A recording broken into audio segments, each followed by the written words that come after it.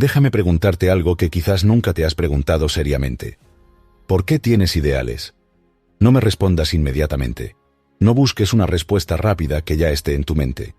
Observa la pregunta. Siéntela. Déjala resonar en ti. ¿Por qué la mayoría de las personas, incluyéndote a ti, viven bajo la extraordinaria presión de los ideales? Los marxistas tienen sus ideales. Los cristianos tienen los suyos. Los budistas también. Los capitalistas, los socialistas, cada grupo religioso, cada sistema político.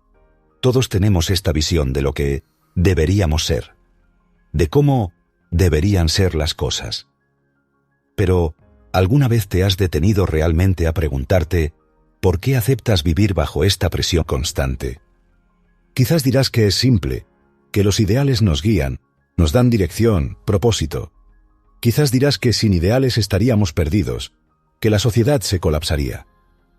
Pero no lo descartes tan fácilmente. No aceptes las respuestas convenientes que ya tienes preparadas. Investiga esto conmigo. No estoy aquí para enseñarte nada. El que habla no es tu maestro. No estoy ofreciendo un nuevo sistema, una nueva filosofía, un nuevo conjunto de ideales para reemplazar los viejos. Simplemente estoy señalando algo que puedes observar por ti mismo. Tómalo o déjalo. Eso no me concierne. Pero podría ser de vital importancia para ti descubrir por qué los ideales se han vuelto tan extraordinariamente importantes en tu vida. Observa que los ideales siempre están en el futuro, ¿no es así? Algo allá lejos, algo que aún no es pero que debería ser. Algo que está a la distancia, esperándote si trabajas lo suficiente, si te esfuerzas lo suficiente, si eres lo suficientemente disciplinado. Y esto indica algo muy revelador, que no estás realmente interesado en lo que es, en lo que está ocurriendo ahora mismo. Estás observando lo que es a través del filtro de lo que debería ser. Nunca entras en contacto directo con la realidad de este momento, porque siempre hay un ideal interponiéndose entre tú y lo que realmente está sucediendo. Piensa en ello cuidadosamente. Tienes el ideal de una buena vida, el ideal de una relación perfecta, el ideal del amor, el ideal de la paz, el ideal de un mundo sin guerra, el ideal de la justicia, el ideal de la igualdad. Estos ideales pueden ser nobles, pueden sonar hermosos. Pero, ¿quién ha creado estos ideales? ¿Quién ha construido toda esta estructura mental? El pensamiento, obviamente. No hay escape de esto. El pensamiento, al no ser capaz de lidiar con lo que realmente está ocurriendo en el presente, con la complejidad, el caos, el dolor, la confusión de lo que es, crea un ideal en la distancia. Crea una imagen de cómo las cosas deberían ser, esperando que ese ideal te ayude a comprender o a cambiar el presente. Y así surge esta batalla constante, esta guerra interminable entre lo que es y lo que debería ser. Este conflicto, esta tensión, esta lucha perpetua, es una de las grandes presiones de nuestra vida. Vivimos en este campo de batalla interno. Somos esto, pero queremos ser aquello. Sentimos envidia, pero el ideal nos dice que deberíamos ser generosos. Sentimos miedo, pero el ideal nos dice que deberíamos ser valientes. Sentimos enojo, pero el ideal nos dice que deberíamos ser pacientes, amorosos, compasivos. ¿Puedes ver la división que esto crea? ¿Puedes ver el conflicto inherente en vivir de esta manera? Hay lo que eres, y hay lo que crees que deberías ser. Y toda tu energía se gasta en este conflicto entre estos dos. Toda tu vida se vuelve una batalla para cerrar la brecha entre lo que es y lo que debería ser. Pero, ¿alguna vez te has preguntado si esta brecha es real? ¿O es creada por el pensamiento mismo? Ahora bien, ¿por qué debes vivir así? ¿Por qué debes existir en este conflicto perpetuo entre lo que es y lo que debería ser? Si realmente comprendes lo que es, entonces los ideales se vuelven completamente innecesarios. ¿Puedes ver esto? No como una idea, sino como algo real, algo que puedes observar en tu propia vida. Cuando entiendes directamente lo que está ocurriendo, cuando te enfrentas a ello sin intermediarios, sin filtros, sin interpretaciones, no necesitas un ideal que te diga cómo debería ser. El ideal solo es necesario cuando evitas enfrentar lo que realmente es. Los ideales son un escape, Son una forma de aplazamiento. Son una manera de evitar lidiar con lo que está ocurriendo ahora. Si soy violento y tengo un ideal de no violencia, ese ideal me permite posponer el enfrentamiento con mi violencia actual. Puedo decir, sí, soy violento ahora, pero estoy trabajando en ello. Algún día seré no violento. Y en ese algún día he escapado completamente de la urgencia de comprender mi violencia ahora. Entonces, nuestra pregunta se vuelve absolutamente fundamental. ¿Es posible observar claramente, sin ninguna presión, sin ningún ideal, lo que es? ¿Es posible enfrentar tu codicia, tu envidia, tu ambición, tu violencia, tu miedo, tu soledad, tal como son, sin tratar de cambiarlos, sin compararlos con un ideal, sin condenarlos o justificarlos? Porque verás, hay presión cuando quieres cambiar lo que es.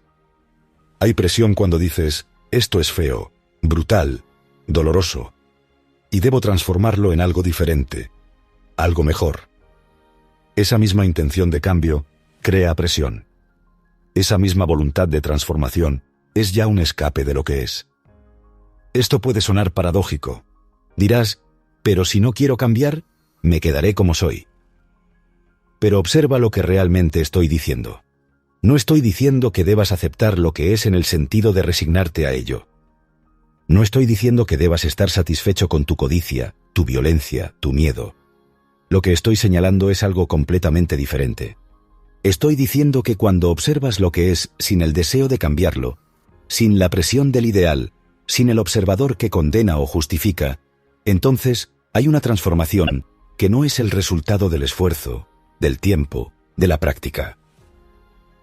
Entonces, puedes simplemente mirar lo que es sin condenarlo, sin tratar de cambiarlo, sin usar palabras que te alejen de ello. Escucha esto muy cuidadosamente porque esto es central para todo lo que estamos explorando.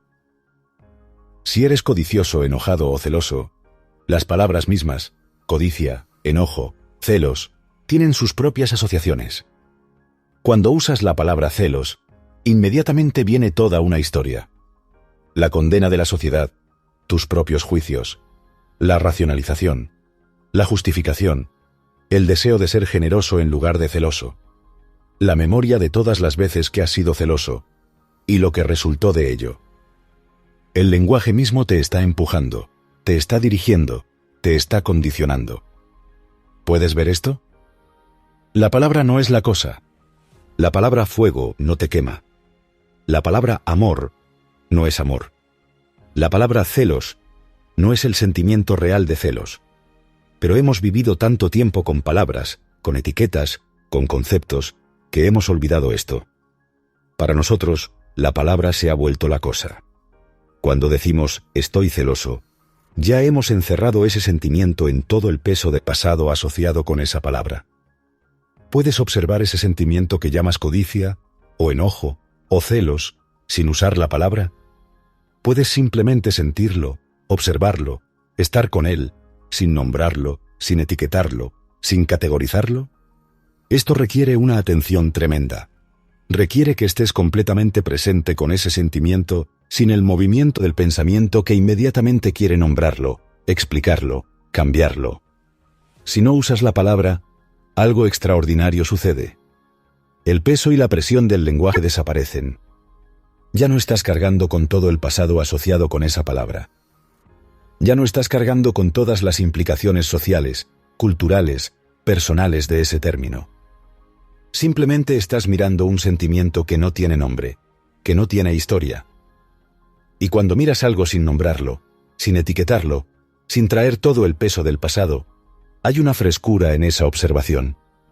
Hay una directedad. Y en esa observación directa, sin el observador que juzga, sin el pensamiento que interfiere, el sentimiento se transforma. No porque estés tratando de transformarlo. No porque tengas un método o una técnica. La transformación ocurre naturalmente, espontáneamente, cuando hay atención total. ¿Entiendes esto? Cuando no hay palabra, no hay pasado interfiriendo. Solo hay el sentimiento desnudo, vivo, presente. Y en esa observación pura, el sentimiento revela su propia naturaleza y se disuelve. Pero verás, para la mayoría de nosotros, el ideal se ha convertido en parte de nuestro conocimiento, de nuestra identidad. Soy americano, soy hindú, soy musulmán, soy cristiano, soy budista. Estas identidades, estas etiquetas, actúan como tremendas presiones en nuestras vidas. Y estas presiones dividen a las personas. El árabe y el judío, el hindú y el musulmán, el comunista y el capitalista. La división está ahí porque vivimos en ideales, en identificaciones, en conocimientos acumulados sobre quiénes creemos que somos. Estos ideales nacionalistas, religiosos, políticos, crean barreras entre los seres humanos. Cada grupo cree que su ideal es el correcto, el mejor, el más verdadero. Y están dispuestos a matar y morir por sus ideales. Han creado guerras, persecuciones, genocidios, todo en nombre de sus ideales. El ideal de un mundo perfecto ha creado algunos de los horrores más grandes de la historia humana. ¿No es extraordinario? Los ideales, que se supone que nos hacen mejores, que se supone que nos guían hacia la bondad, han sido responsables de un sufrimiento inmenso. Vivimos ya sea en el pasado o en el futuro. El pasado es nuestro conocimiento acumulado a través de millones de años de evolución, miles de años de civilización, décadas de experiencia personal. Todo este conocimiento ha condicionado nuestra mente, nuestro cerebro. Estamos condicionados por nuestra cultura, nuestra religión, nuestra educación, nuestra familia, nuestra experiencia. Este condicionamiento es el pasado, es la memoria. Y vivimos desde ese pasado. O vivimos en el futuro, que es simplemente el pasado proyectado hacia adelante. El futuro es lo que esperas que suceda basado en lo que ya sabes, en lo que ya has experimentado. Modificas el pasado un poco al pasar por el presente, pero sigue siendo esencialmente el pasado. Es siempre el ayer. ¿Puedes ver esto? El futuro no es algo completamente nuevo. Es el ayer modificado, continuado. El futuro es el ayer pasando a través del hoy y continuando hacia el mañana. Entonces, realmente nunca vivimos en el presente. Estamos siempre ya sea en el pasado o en el futuro. Y el presente, el ahora, se convierte simplemente en un pasaje entre el pasado y el futuro. No le damos ninguna atención. No lo vivimos realmente. Estamos demasiado ocupados recordando o anticipando, rumiando sobre lo que fue o planeando lo que será. No estoy hablando de filosofía en el sentido convencional. Particularmente no me gusta la filosofía tal como se practica usualmente. Teorías abstractas, especulaciones, ideales desconectados de la vida real. La palabra filosofía originalmente significaba amor a la sabiduría, amor a la verdad, amor a la vida. No teorías sobre la verdad, sino el amor real, la pasión por descubrir lo que es verdadero. Y no puedes amar la sabiduría que está en el futuro, que está en los libros, está en las ideas. Solo puedes amar lo que está aquí, ahora, lo que está vivo, lo que está pulsando. Solo puedes amar lo que está en tu mano, lo que está frente a ti, lo que está ocurriendo en este momento. Y para observar lo que está aquí con todo tu corazón, con toda tu mente, con toda tu capacidad de mirar, sin nombrarlo, sin juzgarlo, sin compararlo con lo que debería ser, entonces lo que miras se vuelve extraordinariamente vivo. Se revela, se abre, y descubres su verdadera naturaleza, o descubres que no tiene ningún valor en absoluto y puedes dejarlo ir sin conflicto. Entonces, ¿puedes estar libre de ideales? Por favor, no digas simplemente sí o no. No des una respuesta superficial. No busques consuelo en una respuesta rápida. Investígalo. Pregúntate seriamente, ¿puedo vivir sin ideales? ¿Puedo enfrentar lo que es mi avaricia, mi envidia, mi ambición, mi violencia, mi miedo, mi soledad, sin tener un ideal de lo que debería ser? ¿Puedo mirar mi confusión sin el ideal de claridad? ¿Puedo mirar mi dolor sin el ideal de felicidad? ¿Puedo mirar mi miedo sin el ideal de coraje? Porque cuando tienes un ideal de no violencia, por ejemplo, Nunca te enfrentas realmente con tu violencia. El ideal está actuando como un escape, como un aplazamiento, como una forma de evitación. Dices, soy violento, pero algún día seré no violento. Estoy trabajando en ello. Estoy practicando la no violencia. Y en ese, algún día, en ese, estoy trabajando en ello, has escapado completamente de enfrentar tu violencia actual, tu violencia real, tu violencia ahora. El ideal te da una esperanza, te da un sentido de dirección, te hace sentir que estás progresando, que te estás moviendo hacia algo mejor. Pero, ¿es esto real? ¿O es solo otra forma de autoengaño? Mientras tengas el ideal, nunca lidiarás con lo que es. Siempre estarás tratando de convertir lo que es en lo que debería ser.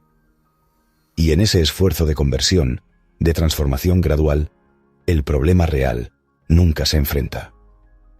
¿Qué sucede cuando no tienes ningún ideal en absoluto y simplemente miras tu violencia? No hay escape ahora. No hay aplazamiento. No hay esperanza de que algún día serás diferente. Estás cara a cara con tu violencia, aquí y ahora. No puedes posponerlo. No puedes racionalizarlo diciendo, pero estoy tratando de cambiar. No hay tratando. Solo hay el hecho de la violencia, desnudo, presente, urgente.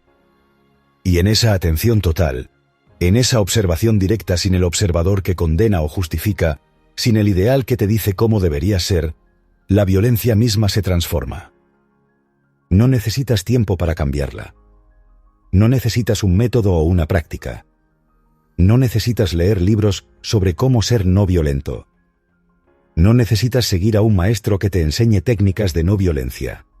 La transformación ocurre en el momento mismo de la observación pura, cuando toda tu energía está presente, no dividida entre lo que es y lo que debería ser. Pero verás, la mayoría de nosotros no sabemos cómo observar sin el observador. No sabemos qué significa mirar sin el que mira. Siempre hay alguien observando. Siempre hay un yo que está mirando mi enojo, mi codicia, mi miedo, mi soledad. Esta división entre el observador y lo observado es tan habitual, tan automática, que ni siquiera nos damos cuenta de que está ahí. Asumimos que es natural, que así es como funcionan las cosas. Hay un yo aquí adentro y hay sentimientos, pensamientos, experiencias allá afuera que el yo observa.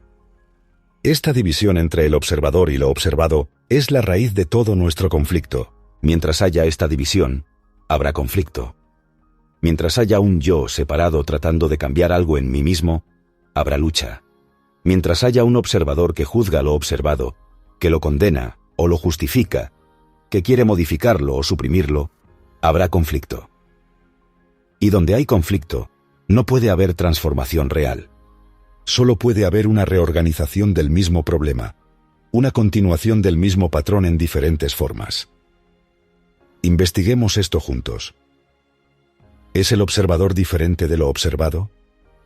¿Es el pensador diferente del pensamiento? ¿Es el experimentador diferente de la experiencia? Cuando estás enojado, ¿hay realmente una separación entre tú y el enojo? Míralo muy cuidadosamente. No aceptes lo que digo. Obsérvalo en tu propia experiencia. Cuando estás realmente enojado, completamente consumido por la ira, ¿hay en ese momento un tú separado del enojo?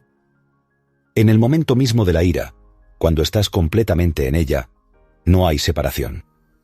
No hay un observador observando el enojo. Eres la ira. Hay un estado de sentimiento integrado, completo, total, que llamamos enojo. No hay división. Es solo después, cuando el momento ha pasado, cuando la intensidad ha disminuido, que dices, yo estuve enojado. Ahora, retrospectivamente, has creado una separación. Ahora hay un yo que recuerda haber estado enojado. Ahora te has separado del enojo. Y ahora puedes operar sobre él, pensar en él, analizarlo, tratar de cambiarlo, sentirte culpable por él. Pero este yo, que parece separado del enojo, ¿es realmente separado? ¿O es solo otro movimiento del pensamiento? El pensamiento, después del hecho, crea la ilusión de un yo separado que entonces trata de controlar, cambiar o suprimir el enojo. Pero ambos, el yo y el enojo, son movimientos del pensamiento. No hay realmente una entidad separada, permanente, llamada yo, que sea diferente de sus pensamientos, sentimientos y reacciones. El yo, que observa el enojo, es creado por el pensamiento. El enojo mismo es un movimiento del pensamiento, una reacción basada en la memoria, en el condicionamiento, en la experiencia pasada. Entonces ambos lados de esta división aparente, el observador y lo observado, son creados por el pensamiento. Son el mismo proceso. No son dos cosas separadas. Cuando experimentas esto directamente, no como una idea sino como una realidad viviente, como algo que ves con total claridad, hay una revolución completa en tu forma de abordar la vida. Porque cuando el pensador y el pensamiento son vistos como uno solo, no como procesos separados, entonces no hay nadie haciendo un esfuerzo para cambiar algo. No hay nadie tratando de aproximar el pensamiento a un ideal. No hay nadie cultivando virtud o tratando de llegar a ser algo. Todo el movimiento del devenir cesa. Este es un punto extraordinariamente importante. Realmente obsérvalo. Invierte tiempo en esto. No lo descartes como una idea interesante o una teoría filosófica. Esto es absolutamente central para la transformación de la conciencia. En el momento de experimentar algo completamente, totalmente, con todo tu ser, no hay ni el experimentador ni lo experimentado. No hay división. Solo hay experimentar. Hay una atención total, una presencia completa, en la cual no hay separación entre el que experimenta y lo que se experimenta. Es sólo cuando salimos de ese estado de experimentar total que surge la división. Es sólo cuando el momento ha pasado y el pensamiento comienza a trabajar sobre ello que aparece el experimentador recordando lo experimentado. Entonces el pensamiento dice: eso fue placentero, quiero más de ello. O, eso fue doloroso, quiero evitarlo. Entonces el deseo surge, el querer más o el querer menos. Y así comienza todo el proceso de cultivar, suprimir, controlar, cambiar. Cuando el pensador es el pensamiento, cuando no son dos procesos separados, cuando ves esto no como una idea sino como un hecho, entonces toda tu actitud, toda tu aproximación a la vida se transforma completamente. Ya no hay alguien haciendo un esfuerzo. Ya no hay alguien tratando de aproximar el pensamiento a un ideal o tratando de deshacerse de ciertos pensamientos. Ya no hay alguien tratando de convertirse en algo mejor, más noble, más espiritual. No hay hacedor de esfuerzo. Y creo que esto es realmente vital descubrirlo por uno mismo, experimentarlo directamente. No porque yo lo diga o porque alguien más lo diga. No porque esté en algún libro antiguo o enseñanza sagrada, sino llegar a esta comprensión por sí mismo, a través de la propia observación, la propia investigación, el propio insight. El pensador es el pensamiento, el observador es lo observado, el experimentador es la experiencia. No son entidades separadas, son el mismo movimiento. Y cuando esto se ve claramente, no intelectualmente sino con todo tu ser, entonces hay una libertad que no es el resultado del esfuerzo, del tiempo, de la práctica. No dejes que esto se convierta en un nuevo ideal, en un nuevo conjunto de palabras que simplemente repites. No digas, el pensador es el pensamiento, como si fuera un mantra, una afirmación, una fórmula mágica. A través de la verbalización no experimentamos, meramente tenemos sensaciones. Y las sensaciones no son experiencia real. Puedes repetir estas palabras 1000 veces y no significarán nada a menos que veas la verdad de esto directamente en tu propia vida. Si puedes estar consciente de este proceso, de cómo el pensamiento crea la ilusión de un pensador separado del pensamiento, de cómo creamos la división entre el observador y lo observado, entonces toda esta cuestión de los ideales, del devenir, del convertirse en algo, se comprende mucho más profundamente. No solo intelectualmente, no solo como una teoría, sino como una realidad viviente que transforma completamente tu forma de vivir. Porque verás, cuando soy mis pensamientos, cuando mis pensamientos no son diferentes de mí, entonces no hay hacedor de esfuerzo. No hay alguien separado de sus pensamientos tratando de controlarlos, modificarlos, suprimirlos o cultivarlos. Ya no estoy tratando de convertirme en algo. Ya no estoy en esta batalla perpetua de automejoramiento. Ya no estoy cultivando virtudes o tratando de deshacerme de vicios. No es que me haya vuelto virtuoso en el sentido convencional. En el momento en que soy consciente de que soy virtuoso, ya no lo soy. ¿Puedes ver esto? La virtud consciente de sí misma no es virtud. En el momento en que dices, soy humilde, no hay humildad. La humildad no puede ser cultivada. No puedes practicar ser humilde. Si intentas ser humilde, estás siendo arrogante, porque estás asumiendo que puedes crear humildad a través de tu esfuerzo. La verdadera humildad surge naturalmente cuando ves la naturaleza completa del ego. Cuando ves cómo el pensamiento crea esta entidad llamada yo, con todas sus demandas, sus miedos, sus deseos, sus ambiciones. Cuando ves esto completamente, no hay más arrogancia. No porque hayas cultivado humildad, sino porque has visto la falsedad de la arrogancia. La virtud no puede ser practicada. La virtud no es algo que construyes gradualmente a través del esfuerzo y el tiempo. Si podemos entender al hacedor de esfuerzo, el yo que se está convirtiendo, el yo que se protege a sí mismo, que se compara con otros, que tiene sus demandas y deseos, sus miedos y ansiedades.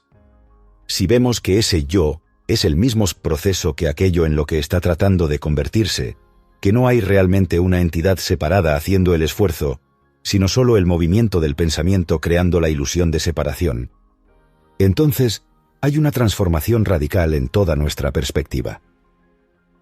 Esta transformación no es gradual, no es algo que sucede poco a poco a través del tiempo, es instantánea. Es el resultado del insight, de ver algo completamente. Cuando ves algo completamente, totalmente, no hay proceso de cambio gradual. El ver mismo es la transformación. Es como cuando ves que una serpiente es en realidad una cuerda. El momento en que ves esto, el miedo desaparece instantáneamente. No hay un proceso gradual de reducir tu miedo. El insight disuelve el miedo inmediatamente, porque el miedo se basaba en una percepción errónea. Por eso es tan importante comprender qué significa la meditación correcta. Esta palabra meditación ha sido tan mal utilizada, tan distorsionada.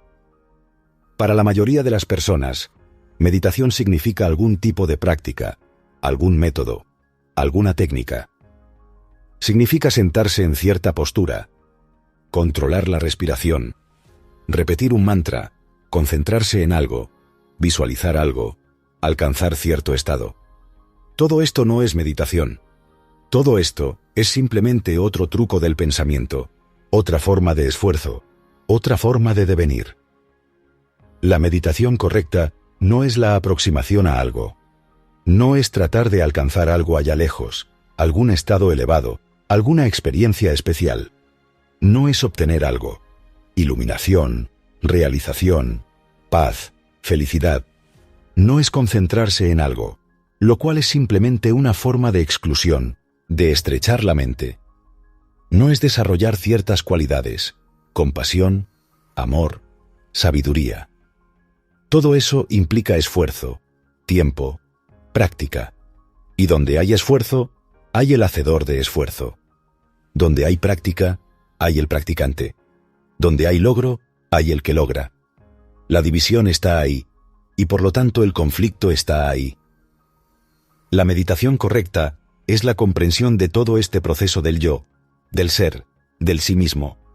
Es ver cómo el pensamiento crea el yo, y todas sus actividades. Es estar consciente de todo el movimiento del pensamiento, sin tratar de controlarlo, sin tratar de dirigirlo, sin tener una meta. Y esa meditación, esa consciencia, es autoconocimiento. No el conocimiento sobre el yo, no información sobre el ego, sino el conocimiento directo, inmediato, de cómo funciona el yo, cómo opera el pensamiento, cómo surge el conflicto. Sin autoconocimiento, sin entender todo el proceso del sí mismo, uno no puede descubrir qué hay más allá de la mente. Puedes especular, puedes imaginar, puedes creer, pero no sabrás. No estoy haciendo una afirmación verbal de que hay algo más allá o de que no hay nada. No estamos discutiendo creencias o teorías. No estamos en el reino de la filosofía especulativa o la teología. Simplemente estamos señalando que solo cuando la mente está completamente quieta, no solo los niveles superficiales, no solo el ruido obvio de pensamientos constantes, sino todo el contenido de la conciencia, toda la actividad escondida, todos los motivos ocultos, todos los deseos inconscientes. Solo entonces es posible descubrir si hay algo más allá del campo conocido del pensamiento. Pero no puede haber quietud real mientras haya un hacedor de esfuerzo. No puedes practicar la quietud. No puedes tratar de aquietar tu mente. Cualquier esfuerzo que hagas para aquietar la mente es en sí mismo una actividad de la mente, es en sí mismo ruido. Cualquier método, cualquier sistema, cualquier técnica para aquietar la mente es todavía el movimiento del pensamiento tratando de lograr algo. Y donde hay logro, hay el que logra. Donde hay el que logra, hay división. Y donde hay división, hay conflicto. Y donde hay conflicto, no puede haber quietud. Habrá esta voluntad de acción, esta voluntad de llegar a ser, mientras pienses que estás separado de tus pensamientos y necesitas operar sobre ellos. Mientras haya un yo que dice, debo aquietar mi mente, la mente no puede estar quieta porque ese yo es parte de la actividad de la mente.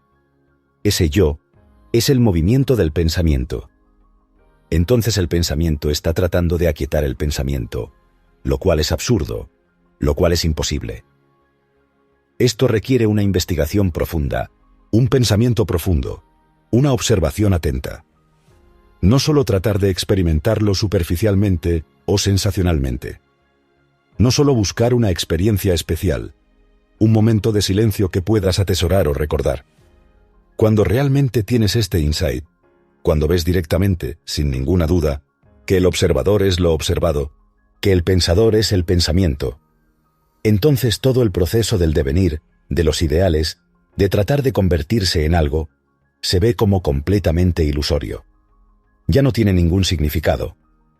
Toda la estructura se colapsa, no gradualmente, sino instantáneamente, porque se basaba en una falsa percepción. Entonces ves todo este proceso de querer convertirte en más, en mayor, en mejor, como algo que no tiene nada que ver con la realidad, con la verdad, con lo que es. Es solo el movimiento del pensamiento creando una ilusión y luego persiguiendo esa ilusión. Es como un perro persiguiendo su propia cola. Cuanto más corre, más la cola se aleja. Nunca la alcanza, pero continúa corriendo, agotándose en el esfuerzo inútil. La realidad, o la verdad, o Dios, o como quieras llamarla, solo puede surgir cuando la mente está completamente quieta. Y la mente no puede estar quieta mientras esté persiguiendo algo, mientras esté tratando de convertirse en algo, mientras esté funcionando desde el centro del yo, con todas sus demandas y miedos.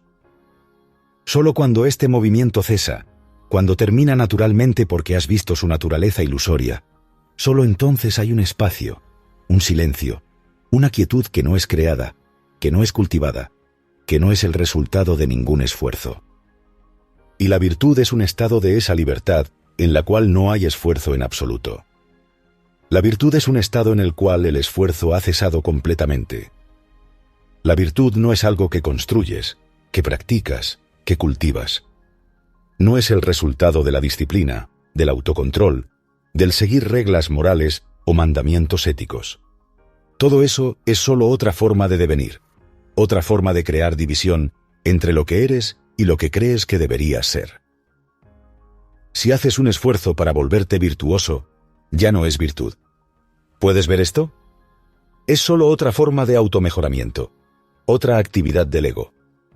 El ego tratando de volverse más virtuoso sigue siendo el ego. Sigue siendo el movimiento del yo con todos sus problemas. La virtud que es cultivada, practicada, reforzada a través del esfuerzo, no es virtud en absoluto. Es simplemente una máscara más sutil del ego, una forma más refinada de devenir.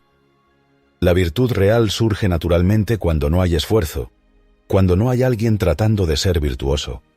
Cuando ves la naturaleza completa de la codicia, no hay necesidad de cultivar generosidad. La generosidad surge naturalmente. Cuando ves la naturaleza completa de la violencia, no hay necesidad de practicar la no violencia. La no violencia está ahí como resultado natural del insight. No es algo que practicas. No es algo que desarrollas gradualmente. Es el resultado de ver claramente lo que es falso. Mientras no entendamos, mientras no experimentemos directamente que el pensador y el pensamiento son uno, todos estos problemas existirán. Todos estos conflictos continuarán. Estaremos atrapados en este ciclo interminable de devenir, de tratar de ser algo diferente, mejor, más noble. Y en ese proceso, toda nuestra energía se desperdicia en conflicto, en lucha, en esta batalla perpetua entre lo que somos y lo que queremos ser. Pero en el momento en que experimentamos, no intelectualmente sino realmente, con todo nuestro ser, que el hacedor de esfuerzo es el mismo que aquello sobre lo que está tratando de operar, que no hay división real, que es todo un movimiento del pensamiento creando la ilusión de separación. Entonces el esfuerzo cesa. No porque decidas cesar el esfuerzo. No porque practiques no esfuerzo, sino porque has visto que el esfuerzo mismo se basa en una falsa división. Y cuando ves esto, el esfuerzo termina naturalmente, sin ninguna decisión, sin ninguna voluntad. Y para llegar a esa experiencia, para llegar a ese insight, uno debe estar completamente consciente del proceso del pensamiento, del sentimiento, del deseo de convertirse en algo. Uno debe observar sin juzgar, sin condenar, sin justificar. Uno debe estar atento a todo el movimiento de la conciencia, no solo las partes que nos gustan o que consideramos importantes, sino todo. Los pensamientos obvios y los ocultos, los motivos conscientes y los inconscientes, los deseos que admitimos y los que negamos. Esta atención total, esta conciencia completa, no es algo que puedes practicar. No puedes decidir, ahora voy a estar consciente. Porque el que decide estar consciente es parte de lo que debe ser observado. Es parte del movimiento del pensamiento. La conciencia de la que hablo surge naturalmente cuando estás interesado, cuando te importa descubrir la verdad sobre ti mismo, no para convertirte en algo mejor, sino simplemente para ver lo que es. Por eso, si uno está realmente buscando la realidad, o Dios, o la verdad, o como quieras llamarlo, toda esta mentalidad de ascenso, de evolución, de crecimiento espiritual, de logro espiritual, debe llegar a su fin. Somos demasiado mundanos. Hemos llevado la mentalidad mundana del logro a lo que llamamos vida espiritual. Llevamos esa mentalidad del empleado que se convierte en jefe, del capataz que se convierte en ejecutivo, del principiante que se convierte en experto. Llevamos esa misma mentalidad competitiva, ambiciosa, cuando nos acercamos a lo que llamamos realidad o verdad. Queremos hacer lo mismo en el reino espiritual que hacemos en el mundo material, escalar la escalera del éxito espiritual. Queremos pasar de principiante a avanzado, de estudiante a maestro, de ignorante a iluminado. Queremos acumular conocimiento espiritual, como acumulamos conocimiento mundano. Queremos lograr estados elevados de conciencia, como logramos posiciones elevadas en la sociedad. Queremos convertirnos en alguien especial, alguien espiritualmente superior. Pero me temo que no puede hacerse de esa manera. La realidad, la verdad, no es algo que puedes lograr, alcanzar, obtener. No es el final de un proceso de evolución espiritual. No es la cima de una escalera que puedes escalar si trabajas lo suficientemente duro, si eres lo suficientemente disciplinado, si sigues el método correcto o al maestro correcto. Si lo abordas así, vives en un mundo de ilusión, un mundo de tu propia creación. Y ese mundo estará lleno de conflicto, dolor, miseria y lucha, sin importar cuán espiritual parezca en la superficie. Pero si descubres toda esta mentalidad de logro, si ves cómo has llevado la ambición mundana al reino que llamas espiritual, si ves toda la falsedad de tratar de convertirte en algo espiritualmente, entonces algo completamente diferente sucede. entonces te vuelves realmente humilde. No estás tratando de ser humilde, lo cual sería solo otra forma de arrogancia. Simplemente eres humilde porque has visto la naturaleza completa de este proceso de devenir, tanto en el reino mundano como en el que llamas espiritual. Y entonces hay una posibilidad de tener una experiencia directa de la realidad. No una experiencia que el experimentador tenga y pueda recordar o atesorar, sino un estado en el cual no hay experimentador en absoluto. Un estado en el cual la división entre el observador y lo observado ha cesado completamente. Un estado de percepción pura, de conciencia sin un centro, sin un yo que sea consciente. Y esa realidad, esa verdad, por sí sola disolverá todos nuestros problemas. No nuestros ingeniosos esfuerzos para resolver problemas. No nuestro gran intelecto analizando y planeando. No nuestro conocimiento amplio y profundo acumulado de libros y maestros.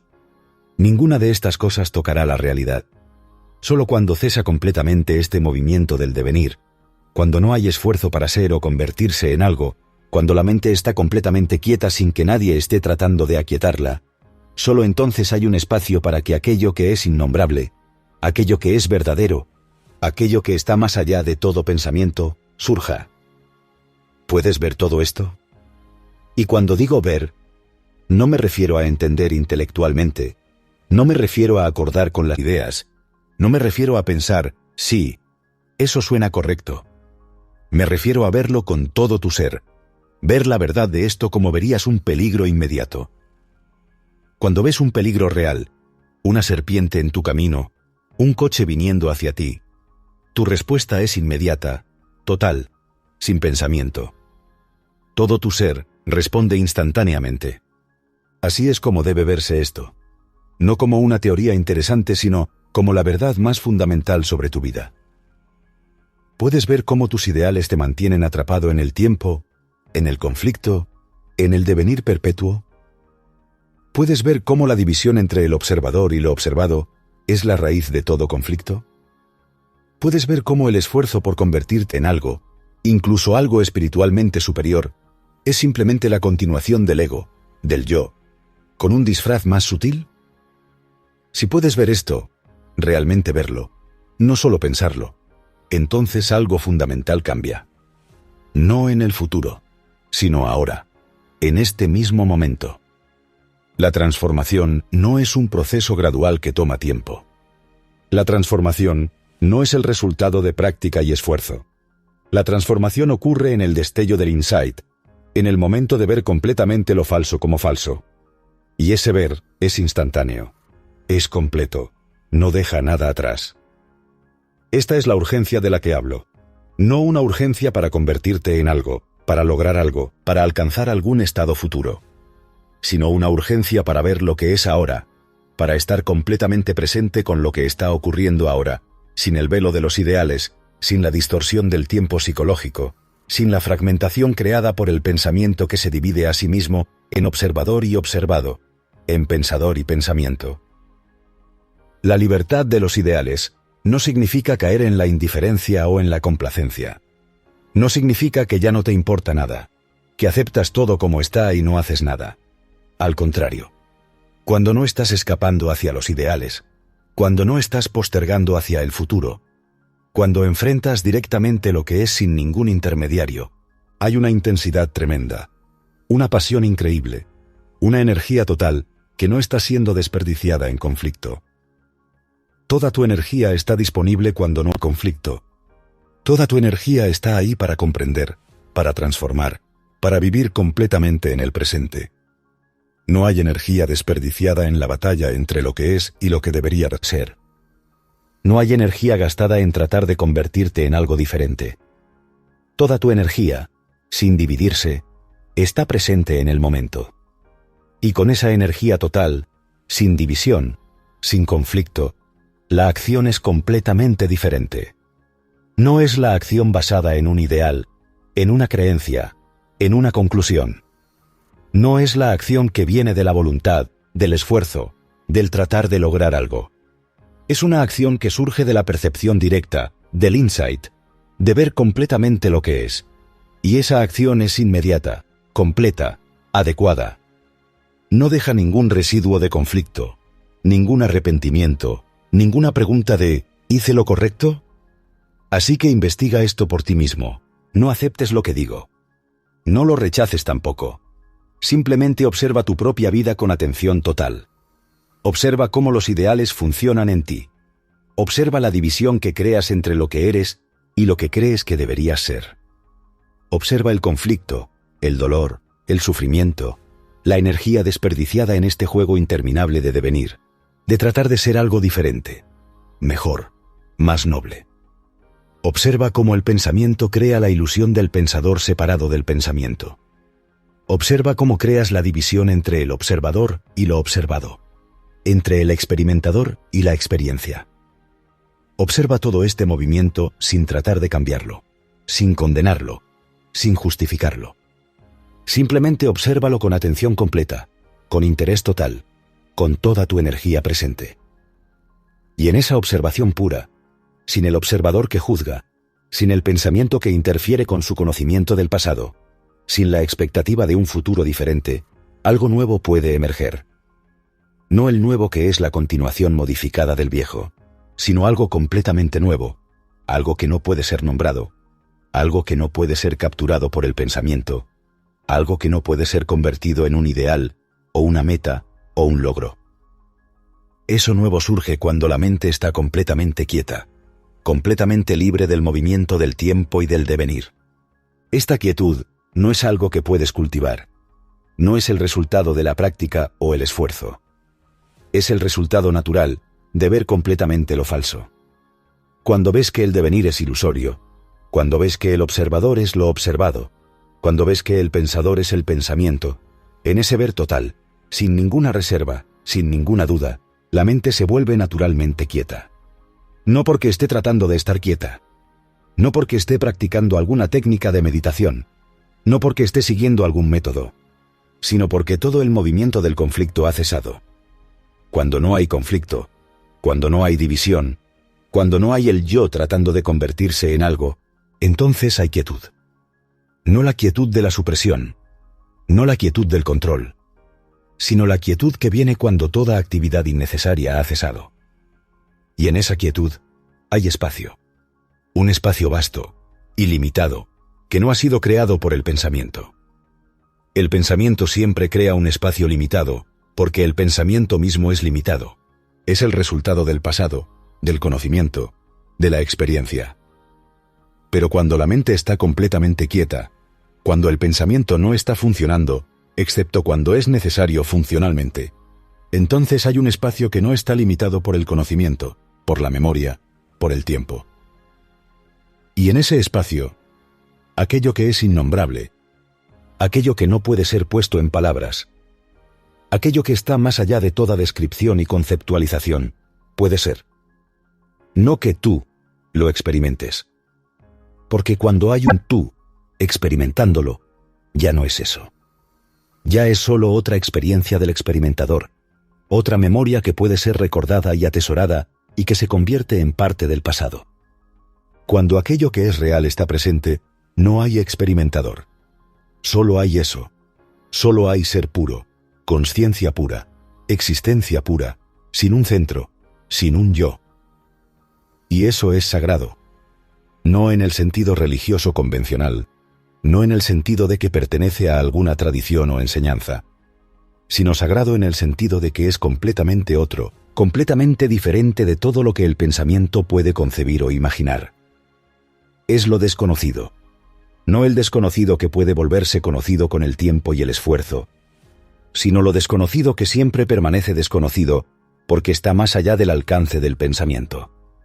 Y solo eso puede traer verdadera transformación, verdadera revolución, no solo en la vida individual, sino en la sociedad, en el mundo. Porque cuando hay esa transformación, cuando hay ese insight que disuelve completamente el yo, con todas sus ambiciones, miedos, deseos, entonces tu acción en el mundo no es desde un ideal, desde una creencia, desde una conclusión. Es acción que surge del amor, de la compasión, de la inteligencia que no es el producto del pensamiento.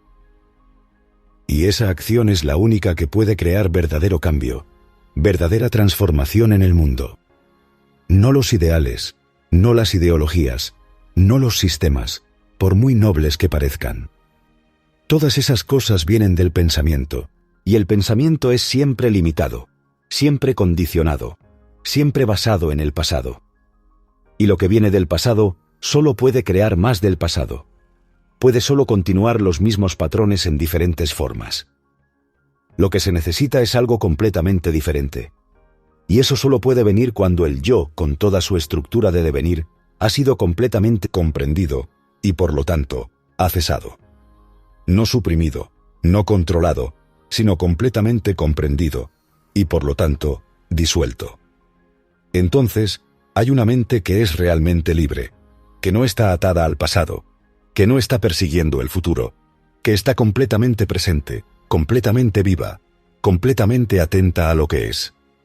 Y esa mente, esa consciencia, es la verdadera meditación. No algo que haces por media hora en la mañana y luego olvidas el resto del día, sino un estado de atención que continúa a través de todo el día, en todas las actividades, en todas las relaciones. Una consciencia que observa todos los movimientos del pensamiento, todos los movimientos del yo, sin juzgar, sin tratar de cambiar, simplemente observando con atención total. Y en esa observación, en esa atención, hay transformación.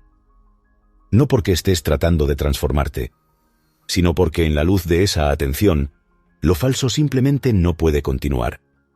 La luz de la consciencia es su propia acción. No necesitas hacer algo sobre lo que ves. El ver mismo es suficiente. El ver mismo es la transformación.